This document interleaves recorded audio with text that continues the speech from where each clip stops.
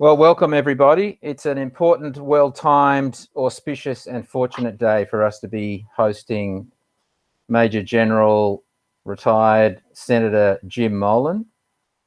As you're all aware, over the last few hours, particularly US time, the leaders of the United States, the United Kingdom and Australia have made a very large and important announcement with regard to a new alliance being formed between our three countries. It's known as AUKUS, Australia, United Kingdom and United States, and it is probably the most important defence and national security agreement we've seen in Australia's history since ANZUS. Now, certainly, we're very honoured to have a man of the calibre of Senator Jim Molan addressing the Defence and National Security Policy branch of the Liberal Party New South Wales division today to discuss this and also his recent article that was released in the Australian over the weekend discussing the current status of the Australian Defence Force and his thoughts around that. And so just before we introduce Senator Jim Molan, I think it is right to just give a quick shout out to one of our long-standing members of the Defence and National Security Policy branch, Royal Australian Navy Captain Chris Skinner, retired, who has been an ardent proponent of nuclear propulsion for quite some time. And so just like to say g'day to Chris and give you a quick shout out. And lastly, tonight, if you are able to watch Sky News, a friend of ours and friend of mine, US Navy Captain Jim Fennell, retired former head of intelligence for the US Pacific Fleet, will be on Chris Kenny discussing these issues and others. He will be a guest of this branch in a short amount of time. So I'd like to do that. But now I would like to introduce and welcome Senator Jim Molan to begin discussions. Welcome, Senator Molan. Just while Senator Molan's taking himself off mute. I just took myself off mute. Yeah. What were you going to say, James? I was going to say, for any questions that anyone wants to ask, there's the three shapes down the bottom right, and you can press that and press ask a question, write your question, and I'll be fielding those throughout and after Jim's talk. So thank you, Senator. Thank you. And I'm definitely off mute at the moment. I just say to you, thank you very, very much for what you do in the Defence and National Security Policy branch. Our party is not renowned for accepting suggestions on policy from its members. But it is critically important that we talk about these things ourselves and that we have a Defence and National Security Policy branch. And thanks to Lincoln and James for the work that you do in pulling the whole thing together. I just want to very quickly say before I start that the article that I wrote in the Weekend Australian that I think has been passed around to most people, I think is an important article for the simple reason that it tries to bring into Australians' minds the nature of warfare. There is absolutely no point in trying to understand defence unless you understand the nature of warfare and the threat that Australia faces. We've just had a very, very long period of time, roughly 75 years, where we haven't faced a threat. And in that period of time, most Australians developed a number of views. The first view was that defence had nothing to do with them. Every now and again, the Australian Defence Force dashed off furiously to some war somewhere and fought in that war. And almost nothing changed in Australia. At the war, we either won or lost. Most of them we came at least equal first, or maybe second. And the forces came home, and it did not disturb this nation almost at all. Vietnam was a little different because we tried to conscript people to go and fight in that war. And that did cause a significant controversy. But the actual warfare part of it had nothing to do with the vast number of Australians, the vast majority of Australians, and life went on as usual. And the main reason for that has been the extraordinary power of the United States, who guaranteed not just our prosperity by guarding the sea lines of communications for us so that we could trade ourselves into being one of the richest nations in the world, but it also guaranteed our security. And the price that we paid for security was every now and again we dashed off to an alliance war, as we called them, and a war that we went to because we felt that we owed it to the alliance, and in due course we'd get something back from the alliance. And that was a fair strategy. I'm not complaining about that strategy at all. But what it's produced two things. And before we talk about defence or we talk about independence or going it alone, we must understand what the last 75 years has produced in this country. In relation to the nation, what we have produced at the moment is a very, very vulnerable nation because we have overindulged in globalisation to the extent that we are no longer self-reliant as a nation. And we make this point time and time and time again, and it's a very, very important point. Not only are we not self-reliant, and self-reliance means that in Australia we can make things that we have to make in Australia, things that we need. Self-sufficiency is supposedly where we make everything in Australia that we need. And that only happens in North Korea, and they do a really ripping job of it, don't they? If for Australia to be self-reliant, we can still indulge in globalisation, we can still trade, we can still sell and export and import. But what we understand to be essential to us, liquid fuel, for example, certain industries, for example, we produce in this country to a level which is sufficient for us having assessed our strategic environment. And the reason I say this is because we are so vulnerable and totally dependent on sea lines of communications, yet we hardly own a ship in this country. And it's an incredible problem, plus our ports are remarkably vulnerable. Our ability to keep our ports open in relation to modern sea mines, the Navy reckons they can probably do one port for us. They can probably keep one port, maybe 1.5 ports open. And Captain Chris, if he's on it, might be able to expand on this. So we have a nation which lacks self-reliance and it lacks resilience. And resilience is all about taking a knock. So if we take a knock, we are so vulnerable in Australia because we have no stocks, we have no spare parts for our electricity industry, we have very, very few stocks of spare parts for anything else, for any parts of this very sophisticated country. So that's how I see the state of the nation at the moment, lacking self-reliance and very, very vulnerable because we lack resilience. The last 75 years has produced an Australian Defence Force, which at the moment is the best that I have ever seen. And it's the best for the kind of jobs, the kind of tasks, the kind of wars that it's faced for the last 75 years. Now, they are wars of choice. They're wars where we have said to ourselves, okay, well, we don't have a vested interest in this war, so we can choose just about everything. We can choose when to go to the war. So if we're not ready now, we can take another 9 months, get ready for the war, and then send something. If this particular capability is not ready for the war, we can take a bit longer and fix that capability up, or we can send another capability. We can, once we get to the war zone, we can decide which part of the war zone we go to. We can decide how aggressively we fight. And of course, we can decide when we come home. Now, they're wars of choice. And I would suggest to you that those wars of choice, which have gone on for roughly 75 years, Afghanistan being the last one, those wars of choice have produced a defence force, which I think is a fabulous defence force at the moment for those wars of choice, best it's ever been, and the government should take proper credit for that.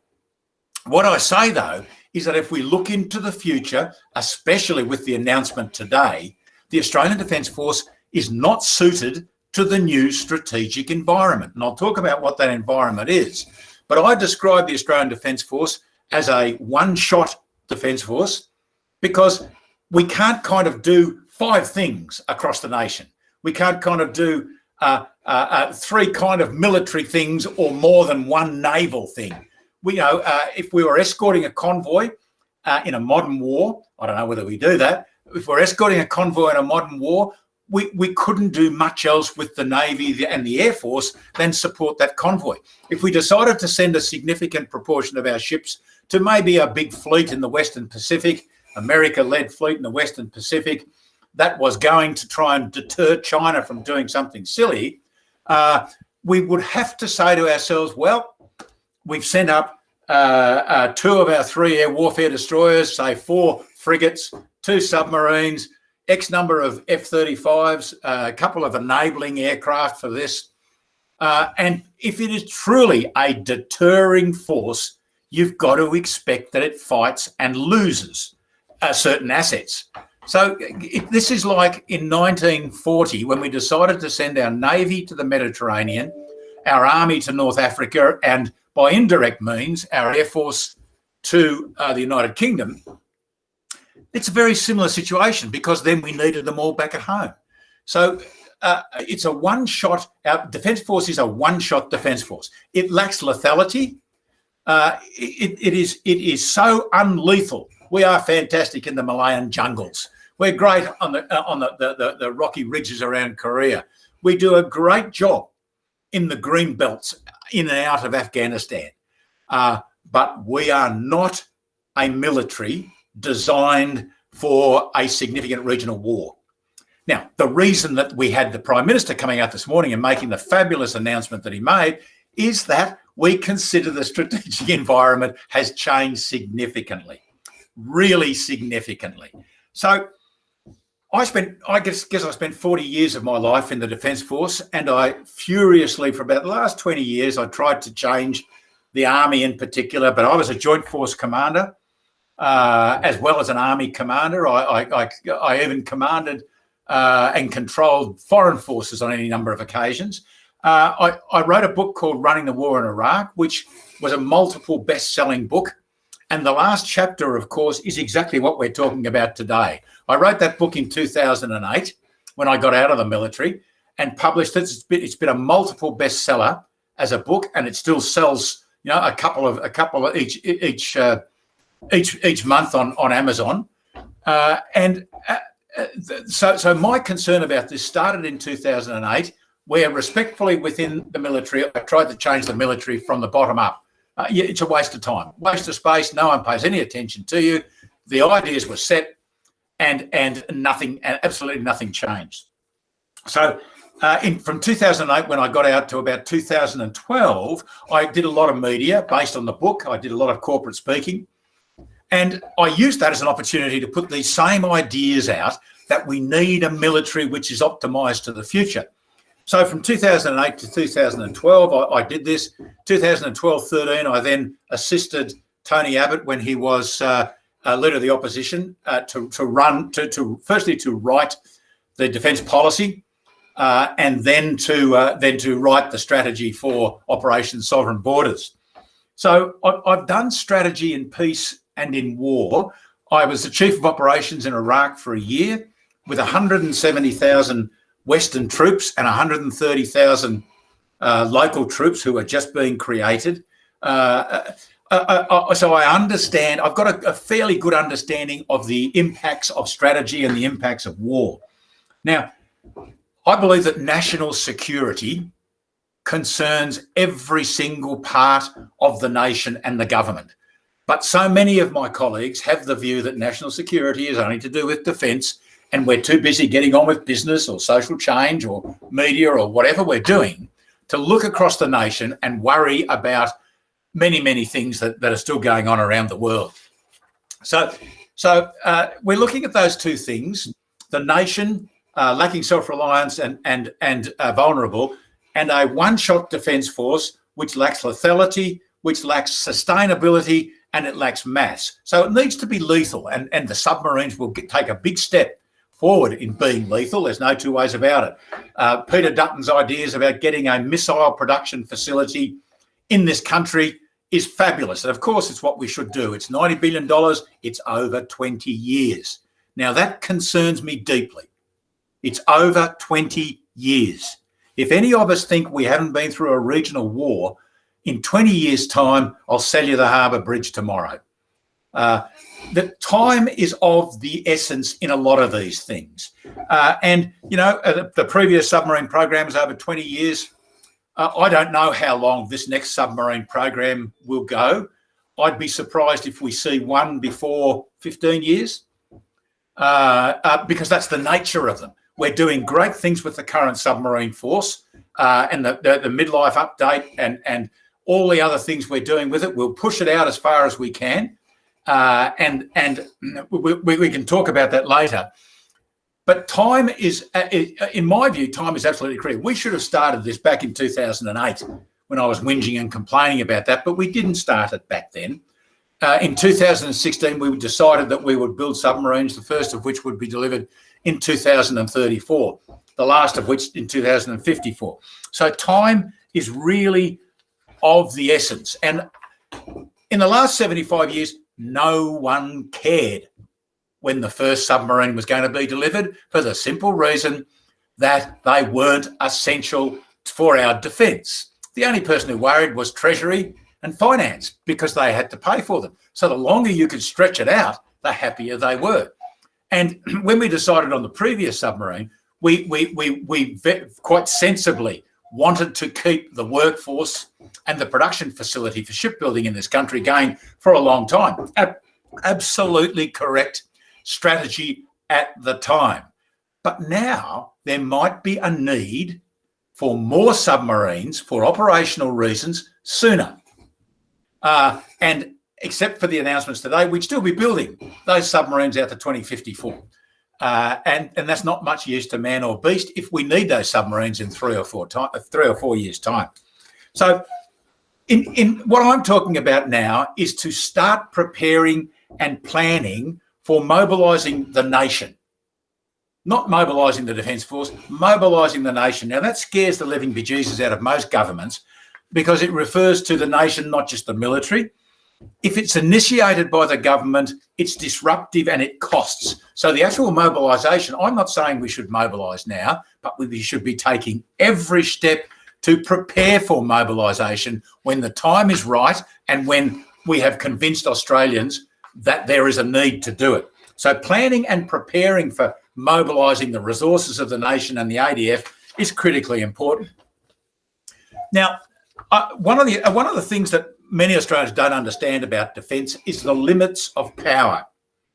And there is a real difference. If you look at the Australian Defence Force, you describe it in a number of ways. You might say it's got 72 F-35s, it's got 3 air warfare destroyers, 2 big fat amphibious ships, it's got 8, I think, Anzac frigates, it's building another 8 BAE frigates. It was going to get 12 submarines, it might get 8 nukes. And it's got fundamentally three brigades and 20,000 reserves. Well, that's the most useless way of describing a defence force I've ever laid eyes on. You could add on to that, it costs us $44 billion, which is 2% of our GDP. That means nothing, absolutely nothing. Unless you describe a defence force in operational terms, you're wasting your time. You're deluding yourself. And the Australian people say, oh, listen, we have reached defence perfection. We've got 72 F-35s. We've got a Navy, the beautiful ships in the Navy. The Army, the boys come back and they pat them on the head. And you know, look at our special forces. They're the best in the world. And, you know, it is self-delusion of the worst kind. If you look at the American military, I don't care how many planes and ships and tanks and whatever they've got. But the way the Americans describe themselves is in operational terms. The American military, at the end of the Cold War in 1991, was able to win 2 major wars and a small war at the same time. Now think about that. 2 big wars, maybe in the Middle East and maybe in Europe, and a small war maybe in Asia or Africa or South America at the same time. Now, the Americans were prepared to pay for this, God bless them, and their boys and girls were prepared to die for it. But it didn't matter how many X, Y, and Zs you've got. What's important is what you can do. Well, between 1991 and 2018, the last defence review, guess what's happened to that 2.5 war strategy? It's decreased by 30 to 50%. The American military of today is preparing itself to confront one war with China and to hold in a second war. Think about that. We've gone from a 2.5 war positive strategy to a 1.5 war possible strategy. Now, this is the organisation where when you say to Australians, listen, we might have to spend some more money on defence, Australians say to themselves, why should we? The Americans have got infinite power, absolutely infinite. They'll come to our aid. Well, those days have passed. Those days have passed and we have not realised it. Fabulous stuff from this morning, what the PM is doing this morning, and I won't go past 1:30, Lincoln. I'll watch that and I'll finish at that stage.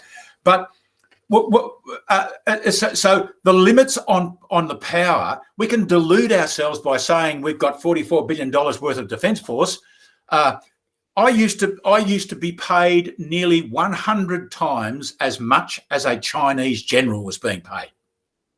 I doubt whether I was 100 times better than a Chinese general. I'd like to think I was, but the Chinese can produce. It's like people complaining about the Taiwan Defence Force only using 1% of GDP. That's because they don't pay their conscripts. They pay them nothing. So they produce 1 million people in a standby conscript army, 300,000 standing army, pay them almost nothing. A bit like the Israelis. You defend your country not for the money. We're the highest paid soldiers in the bloody world. That's why we don't have 10,000 ships and 50,000 helicopters, because we pay our people so much. So I'd say that I'll make 2 points. The first point is that I think it's very, very important that we understand the likely nature of the regional war that's coming up. I wrote about it in that article in the Weekend Australia, so I won't go through it in detail. But anyone who thinks that the Taiwan scenario will be restricted to the area between the Chinese coast and Taiwan and the environs of that island is stark raving mad. That would be a guarantee for the Chinese, maybe not to lose, but to get very badly hurt by the Americans in their bases in Korea, Japan, and Guam. So the question I've got, and I made that question in this article. I said the importance of Taiwan might be less important than forcing the Americans out of the Western Pacific. How might they do that? The Chinese are more than capable of destroying every airbase in Japan, South Korea, and Guam. Every airbase tonight. It has the greatest missile production in the world. It's at their accuracy of missiles and cruise missiles is 5 to 10 meters, and they could do it tonight. So if they did that, all they need to do is attack space, hit us with cyber, destroy American power in the Western Pacific. There is only ever one aircraft carrier active in the Western Pacific and one amphibious group in the Western Pacific. That would be easy to scare away or to destroy. And then when they've done that, they can then take down Taiwan as fast or as slow as they want. That is the nature of war. Does it end there? No, it doesn't, because China would say, well, we've done that bloody well. The nearest American base is now in Diego Garcia, in Hawaii, or in Darwin. So we have done really well. Now, we might just, let's have a look at what else is in Asia that we don't like. So that's that. And I'll finish, Lincoln, if I might, just with a very quick, some notes that I took this morning on the Prime Minister announcement.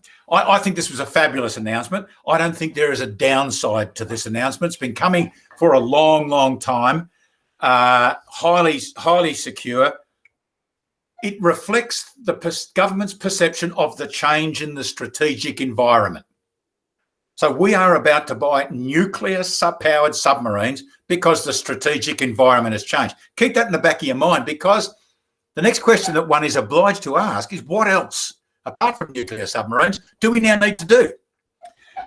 So it's a recognition of the change in the strategic environment. Hallelujah. we will continue to maintain the columns, put them through their life of type, the full cycle docking in South Australia. We'll produce the Arafura's, the mine countermeasure ships. South Australia and Western Australia will get lots of work in the shipbuilding area, and the air warfare destroyers' combat systems will be upgraded.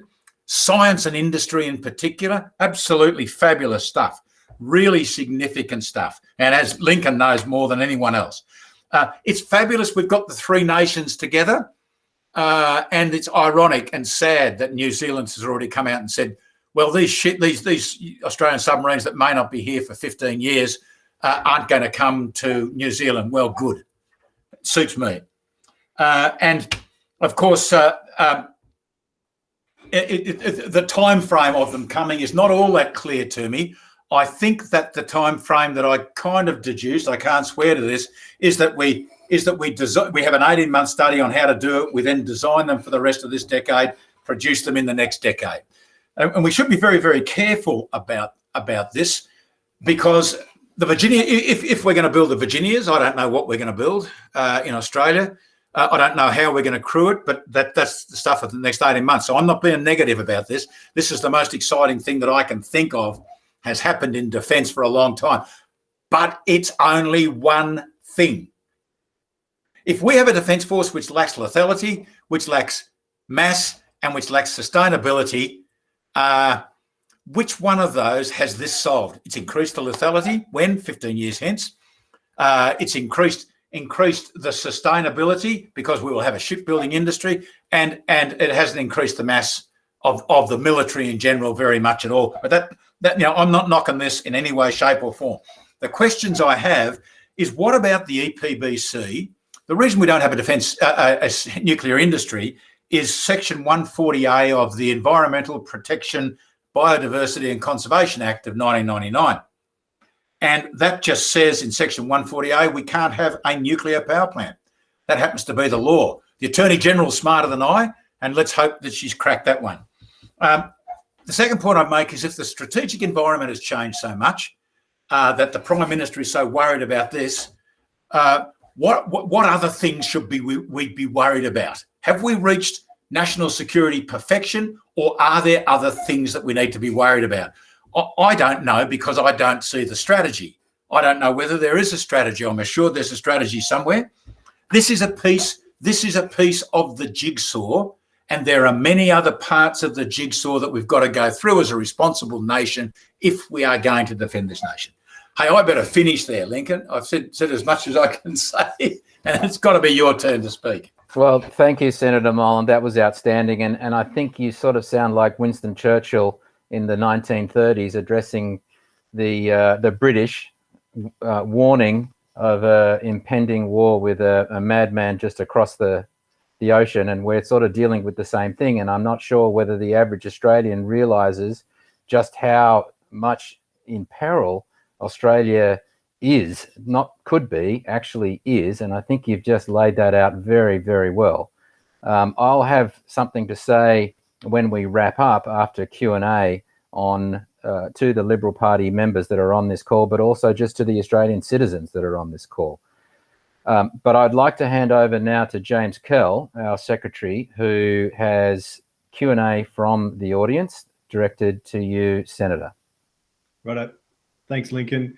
There's some great questions that have come through. I'm just choosing one from Michael Tuckerman, who basically asked if we should front load our acquisition strategy. So can we buy, for example, Virginias off the shelf to backfill our need while we're designing and building them in Australia? I hope I've got my example right, Michael. I think I've got your question more or less correct. Let's take it that you have. Yeah. The Americans have got 69 submarines. They're all nuclear. 50 of them are attack submarines, like the ones that we would get. I don't know whether we're looking to get Virginia or what. I have no idea. They've got 14 ballistic missile submarines and 4 cruise missile submarines. The Virginias were a build that they decided on because the Seawolf submarine, which is so bloody big and extraordinarily expensive, they wanted a smaller attack submarine. It's a very good submarine. The Americans are in the biggest submarine building program, dollar-wise, since the 1950s. They tried to build 3 submarines last year, which would have been the record, and they failed because their industrial base was not capable of doing it. So there are none on the shelf. They're building Virginias now, and they'll build them until 2043. So they'll pull out older ones and put in, I don't think the 69 subs total will go up. So there's nothing on the shelf to do it. Of course, the Brits I haven't kept up with the Brit submarine program, but my understanding is they're about to build a new submarine. In the UK, they may have started, or might be a couple of years out of date. So the Americans believe that if a war breaks out in the Pacific, at any one time, they've got roughly 11 submarines, nuclear attack submarines, operating in the Pacific. They have a rule. They want 60% of their 69 submarines to be in the Pacific. So let's assume that happens. But you only get of those. What's that roughly? So that's 51 boats. So of that, you get 1/3 on operations, 1/3 training, 1/3 maintaining. So at any one time, they've got 11 submarines sailing around the Western Pacific, and in a short period of time, they could get another 11 out there. So if the war came at a polite pace, which the Chinese would ensure it didn't, you would have something between 11 and 22 nukes out there in the Western Pacific. That's still tiny compared to what the Americans put in around Japan in the Second World War, but I wouldn't knock it back. But there's none on the shelf. And that compares to about 75 plus Chinese nuclear submarines. And most of them are diesel, I think, Lincoln, aren't they? Not sure. Yeah, most of them, about 60 of them are diesel. They're building nukes now. Even their diesel submarines are capable of firing off a range of very modern missiles, particularly cruise missiles. What I would ask, Senator, is there's been discussions with regard to basing US Navy submarines in Australia and or other US Navy assets, as we have in the top end already. What are your thoughts on that? Well, it's a good idea from the point of view of indicating the links with America and of being a good ally. But they are no substitute for the defence of Australia. For example, if we brought Virginias into Sterling, the way Virginias operate is they spend 6 months of every year on deployment under the sea. so if they based 4 or so, I don't know what. This is pure speculation. Suppose they based 4 in Sterling. Most of the time they'd be on patrol, so it doesn't really. And if there was an emergency, any ones that were at shore, they'd go as well because they want to be a target. Wherever we base them would become a target. Okay, we accept that. And the same thing applies to the Marines. I am very concerned about views being put to us that we should have more Marines in the Northern Territory for the defence of Australia. Well, people just haven't noticed that what the Marines do, a Marine Expeditionary Unit might be a battalion or a brigade-sized unit. It comes with its own ships and planes. And as tension rises, guess what they do? They get in their ships and their planes and they sail away to where the fight is. So to expect the Marines to sit in the Northern Territory and defend it whilst we, go about our day-to-day business is delusional. Bring them all in for training and whatever we want, but they are no substitute for the defence of this nation by us Australians. Absolutely no substitute. But the takeaway is that we need to be able to defend ourselves. Absolutely. We need to be. That makes us a better ally. Yeah. Okay. James, second question. Okay, a question here from Wes Malentz. Mobilising the population is great for national defence. Can we talk about national service?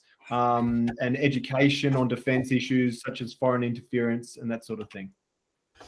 I guess I'd say this is one that comes up quite often, and people say, why don't we have a national service? Well, God knows what they do to begin with. Let's say that I did this seriously before. The figures I can't remember too well.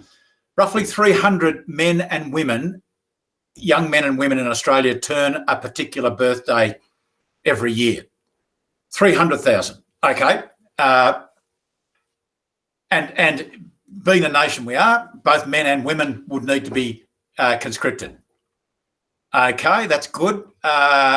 What would we do with them? Let's say we paid them $50,000 a year in the couple of years that they were going to do national service.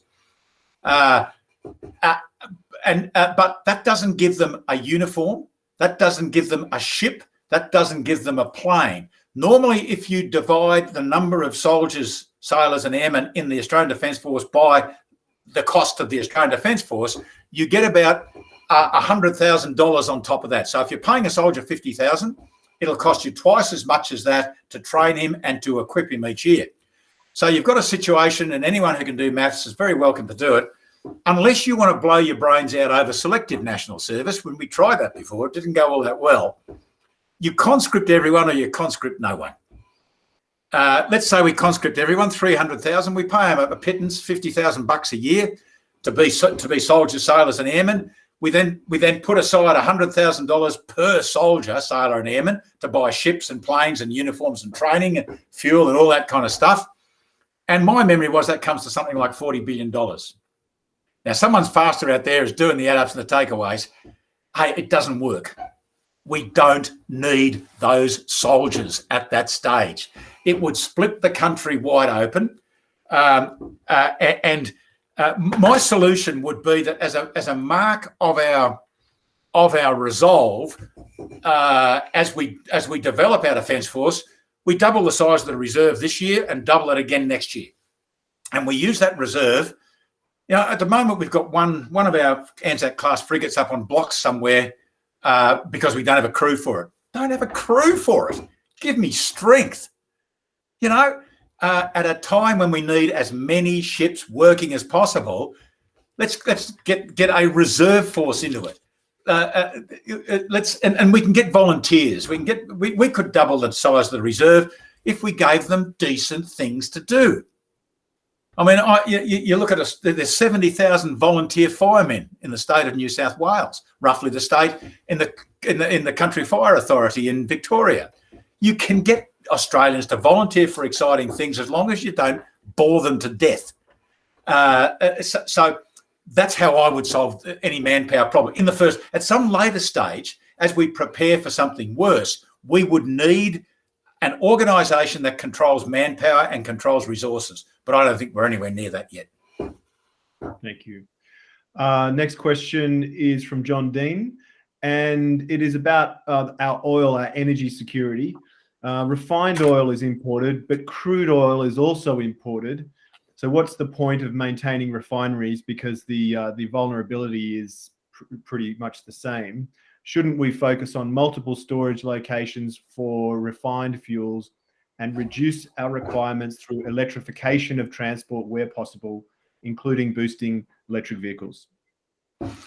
That's fine. Depends whether you want to go to war or not. If you want to go to war, people have done study after study after study, because all the lefties, all the greenies want the military to go green. They want the military to run on electricity. Okay, well, that's fine. The closest you can get to it and maintain capability in fighting vehicles is to have hybrids. That's the closest you will ever get to it. So we will need, until we can make armoured vehicles that weigh, the same as a car, and provide the same level of protection, you're going to need at least a hybrid. And by all means, do what you like with the country. I mean, I've totally lost faith in anything to do with the green view of what we're doing, the stupidity of it all. But that just happens to be a personal view. In relation to national security, we import 90% of our liquid fuels in the form of crude oil coming in direct from Saudi Arabia, direct from the Gulf or some other part of the world. And also, that our crude from the Gulf goes up and is refined in China, Japan, Malaysia, Singapore, comes back down as product. So so 90% of our fuel that we put into all our transport vehicles comes from overseas. The biggest issue you face, of course, if all your things come from overseas, is in a conflict situation, we can lose overseas transport. And even the threat of war means that tankers won't be insured, or if they're insured, we pay the insurance, which might be $1 million a day. Now, we've done that before. We've paid companies $1 million a day in the Eastern Mediterranean to use ships to evacuate people from war zones. So if we understand the nature of conflict, if we could say our sea lines of communications would always stay open, I wouldn't worry about it. But we can't say that. That is naive in the extent. We've just bought submarines. The function of submarines is to close sea lines of communication. So if we don't think it's going to happen to us when the majority of the submarines in the world will be in our region, we're smoking something. So as war develops, we will lose access to sea transport. Very interesting. And at the moment, we have 23 days of diesel in this country. Now, how do you make that? How does that make you feel if you want to conduct crop? If you're doing agriculture and it's harvest time, if you want to move stuff around, much less the military, and we've only got 2 refineries left, and you know, it is beyond me. It is beyond me to understand the logic of our liquid fuel policy. As we all know, Angus Taylor, fabulous minister. Angus Taylor's been given $200 million to work storage of fuel. The one study that I've seen indicates that if you wanted to buy and store 43 days worth of diesel fuel in 5 separate locations along the Inland Railway, would cost you nearly $4 billion. So I don't think it's all coming together in the way that it should. But that's just my personal view. Hello, John Beckhouse and Leslie. Next question. Should we close the Chinese consulate in Adelaide? I've heard about what's supposedly going on. I don't have a strong view on that. You close down a consulate and I'll do it in another way. So I don't have a strong view on that really at all, James. Okay. I've got to say, given what I know of our intelligence people, if there was a need to do it, they would have gone to government and we would have done it. Yeah, I've been looking at some stats on this morning just out of interest. That was your question, was it? Yeah, in 2016, when the government announced our shipbuilding program, that same year, China opened the Consul General in Adelaide. Yeah. They have a staff of 12. No, there's no other countries with a staff more than 1 or 2. There's only 2 other countries. That's a very good point. Very, very good point, which I hadn't thought of. Yeah. Okay, that's it from this list of questions. Lincoln, handing it over to you. Yeah, thanks. Well, I think we'll wrap it up here, and I would like to thank Senator Molan for his time, especially. Before we end, I'd just like to say to all of the Liberal Party members that are on the call, and indeed the Australian citizens, that what we've listened to today should be eye-opening, and it's something that we should be discussing within our Liberal Party branches. If you're not in the Liberal Party, you're on this call, and you think it is important, I hope you think it is important that you discuss it with your friends, your neighbours in your clubs, because we've not been in a more precarious position for a very long time, as Senator Molan talks about. And if we're willing to pay the sorts of money to keep Australians safe from COVID, which has over a 99% survival rate, then we should be willing to pay whatever it takes. There shouldn't be a number or a percentage of GDP put on what we require to keep Australia sovereign and safe. Now, I saw Senator Molan on Sky News the other day discussing what the leader of the opposition, Anthony Albanese, recently said in public, where he said, with regard to the Australia-US alliance, my first priority will be climate change. Well, okay, that's fantastic. Climate change is great, whatever.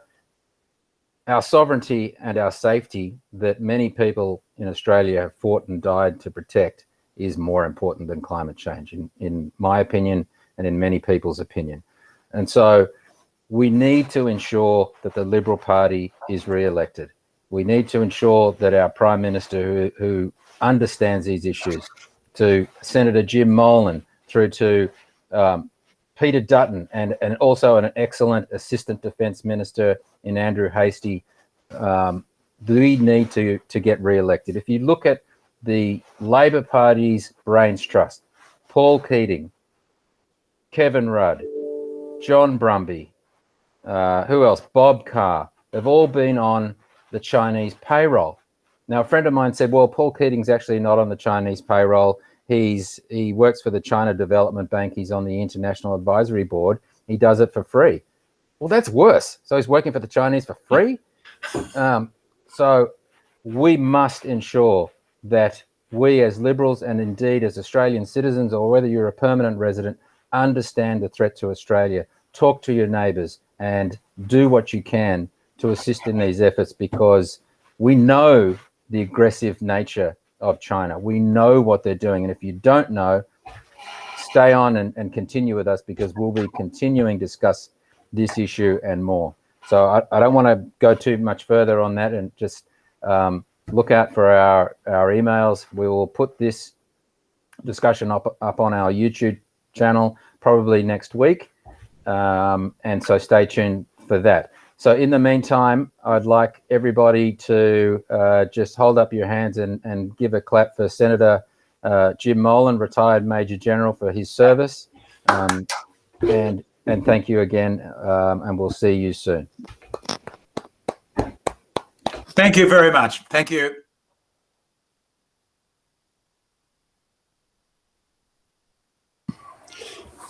Thank you, Lincoln. James, it's great. Thanks, Alistair.